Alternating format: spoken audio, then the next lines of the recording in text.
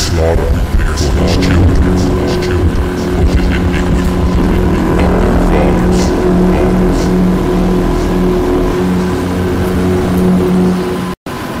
Show you one more connection. In 1860, David Wyrick, he's a guy who surveyed the Newark earthworks. He was digging into a mound near those earthworks and he found a wooden coffin made of oak. They opened up the coffin and found a skeleton of a man holding a little box. It was about 8.10 inches in size. The box had been cemented shut here. This, by the way, is sitting in Ohio. Well, he opened up the box and he found a little man inside, a little black stone. They took it to scholars and they looked at it. The man seems to be carrying something, and there's writing here at first they couldn't recognize. The writing is, they thought in 1860, some sort of Hebrew. Well, finally, about 20 years later, they found some rabbis living in the area, and the rabbis looked at that and they could read it. They said it was an old kind of block Hebrew, and it was a rendition of the Ten Commandments. Mainstream archaeologists at the time called this a hoax. But then in 1900, or just about after 1900, in Israel, they found the same block-style Hebrew writing. Mainstream archaeologists still dismissed the findings. They found it in Israel and they found it in Ohio. But there was another stone that they found that they couldn't argue. This is the Bat Creek stone. It was found during the course of an official Smithsonian evacuation. The Smithsonian didn't understand the meaning of the writing on the stone. They thought it was Cherokee, since it came from Cherokee country. They didn't realize that it's actually Hebrew. They had published this originally upside down. They threw it in a box at the bottom of the Smithsonian, put it in the basement. They threw it in a box at the bottom of the Smithsonian, put it in the basement. They threw it in a box at the bottom of the Smithsonian, put it in the basement. Ancient Hebrew. So what's going on here? What is that about?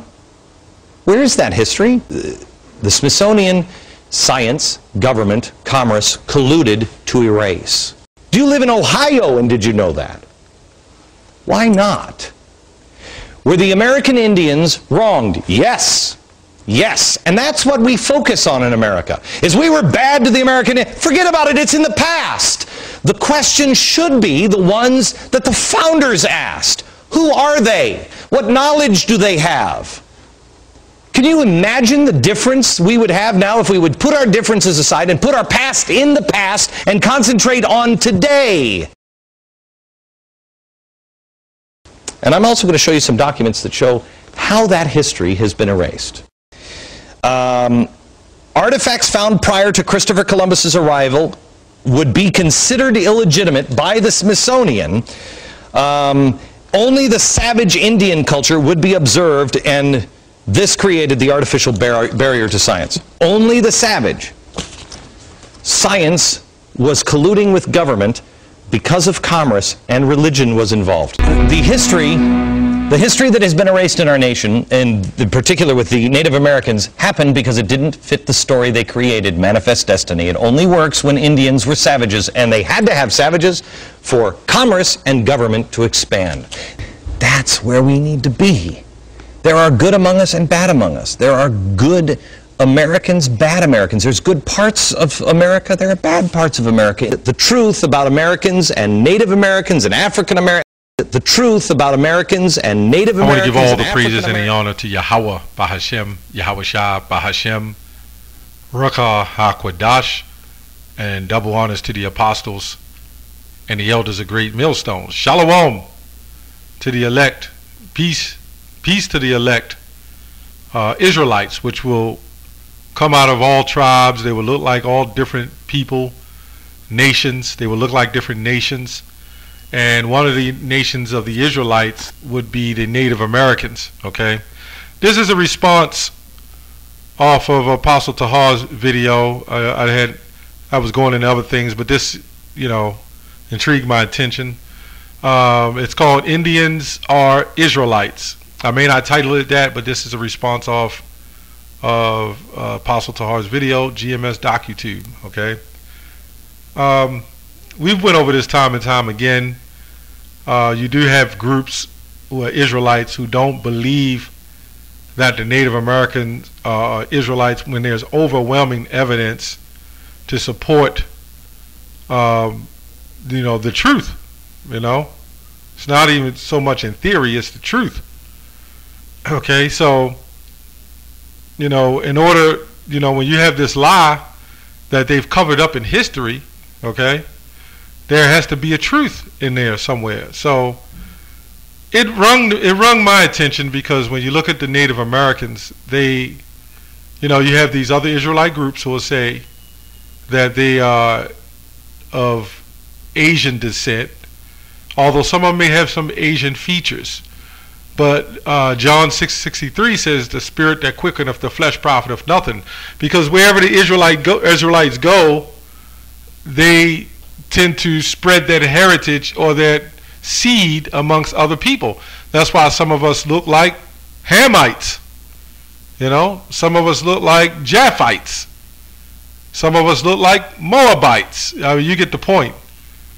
But anyway, the Native Americans, we're going with the spirit, not so much the flesh.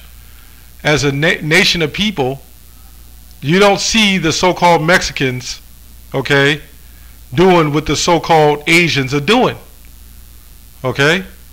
They give them the lot of, building, which proves that they're Israelites, because they're great architects, They're great planters, They're also hard workers.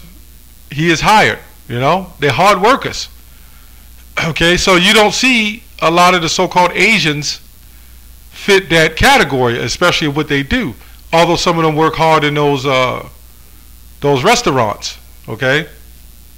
As far as them little corner store shots, But they're gifted from the government, And I'll get a comment, but first let's read this scripture, Luke 8:17. This is 8:17. It says, "For nothing is secret that shall not be made manifest, neither anything hid that shall not be known and come abroad." So we see this video that I put in the intro, and I'll get into that in a second, Lord's will. This guy says, why can't we just forget about the past and learn from one another? Well, to forget about the past, you would have to give everybody back what you stole, suffer the same fate double, and pretty much it. But you think they're going to do that? Not at all. This video is called Native Americans Wrote in Ancient Hebrew. Okay? And this is some news, I forgot his name, Glenn Beck, I'm not sure his name. But this video only has 401,000 views. Now this is a big breaking story, so to speak. 10 years ago, it's been a while, about the Native Americans. So you would think it would have millions of views, And all the Native Americans is on there. I'm looking at the comments, and they're just bringing it out, saying, yes, we wrote ancient Hebrew. We're the Israelites. Everybody knows it. But then they set up false, fake teachers in Israel, our doctrines, to say that it's not true. Okay, so let me get the one comment on Apostle Tahar's page by Renee Broom, which she learns from these men that taught her. It says, Indians are not Hebrew Israelites. Indians had Hebrew Israelite slave. Okay? So did the so-called black man. Where do you get that from?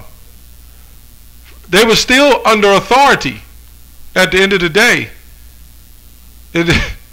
When you are rulership of a nation of people, you're going to use a portion of that nation of people or another portion of a nation of people to enslave that portion. They knew we was Israelites. The people who did the enslaving knew that those Native Americans was Israelites. That was all part of the goal, to separate us and have us fight each other. And they've done a damn good job at it. Okay? The Mexicans receive reparations. The Most High said the Hebrews will never receive reparations. Well, we will on that day. But there's a portion who may have gotten some things. What reparations? On the plantation? I mean, on the, I forgot what they call them. We had plantations. They have those so-called plantations, if that's what you want to call it. I think, you know, with us, it's plantations. With them, is reservations. Okay? So somehow they got reparations, able to run a casino, give them a couple of dollars, and told them to to flood from one country into a country that was stolen from them to get cheap labor. I don't know how they got reparations when they are as much as a slave as we are. Okay? So you can say Jesse Jackson got reparations. He got paid. Al Sharpton got reparations. He got paid. You know? I have no idea what this person is talking about. You know? If the Mexicans got so much reparations, why are they so screwed up? Why are they still on reservation ghettos? Right? Why are they so broke? Why are they hopping the wall to come into a country that gave them reparations just to survive? Get the hell out of here. You guys are nut jobs, man. Okay? Anyway, let me read this clip, this thing here. You can go all over YouTube, man. It says, a theory is born. One of the first books to suggest the Native Americans lost tribe theory was written by a Jew. Uh-oh. The Dutch rabbi, scholar, and diplomat, okay, Manasseh ben Israel. In the Hope of Israel 1650, Ben Israel suggested that the discovery of the Native Americans, a surviving remnant of the Assyrian exile, you know, where you had the split, okay, was a sign heralding the Masonic era, the Messianic era. Just, you know, because you had the 10 tribes that came over, trying to remember my history, under King Shalamazar, I believe the 5th, and they took counsel and then came to the Americas. It's in the Apocrypha, okay? Just one year later, Thomas Thorogood published his bestseller, Jews in America, or probabilities that those Indians are Judaical, okay, which would have been the northern tribe, okay, and some of the southern tribe, I'm sure, was, you know, we was all mixed together, okay. Made more probable by some additionals to former conjectures, the lost tribe idea found favor among early American notables, including Cotton Mather, the influential English minister. Okay, that's pretty much it. It goes on to say, Elias Bondunet, New Jersey lawyer who was one of the leaders of the American Revolution, and the Quaker leader William Penn. Okay, now when you go up, you look at the history on that from Pennsylvania. That's where what's her name, Harriet Tubman, was set up by this man here, and several of the Quakers. They knew, everybody knew, you know. And then what they did is made a great Harriet Tubman a great hero. She was just set up to help the Quakers and other so-called abolitionists to take people from one slavery and to a better slavery. It was a fight amongst Edom, just like the chicken sandwiches from KFC, Chick-fil-A, and Popeyes. And people are going to go where the food tastes better. And this is the same situation here. Anyway, this guy, the news analyst, he also says we need to forget about it. That was the past, the past. Well, it's because of the past that we're screwed. And you have taken Jeremiah 17th chapter, you have taken a heritage of people and cut them off. You know, that's where you go to, I believe, Psalms 86, I think. They, let's get that real quick. I believe it's Psalm 82. Let me go here. Maybe it's Psalms 83. 83 and 4. It says, they have said, come and let us cut them off from being a nation, that the name of Israel may be no more in remembrance. Okay? So we go to Numbers 35 and 33.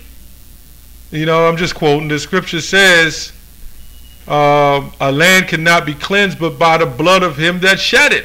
Okay? So how you going to forget the past when you look at Jake running around like they are? You took a people and took their nationality, their heritage, you beat it out of them. You taught them to be rapists and murderers. You know? You taught them to be haters of each other. To the point when we go out and teach, people will come up to us and combat what we're trying to teach to help them over the people who set this whole society up. It's insane. Okay, Ecclesiastes 3:15. The Lord is not going to forget, man. That which have been is now, and that which is to be have already been. And God, Yahweh, requireth that which is past. Maybe these news analysts, they're trying to let the cat out of the bag because the truth is coming out. It's time to clear the air.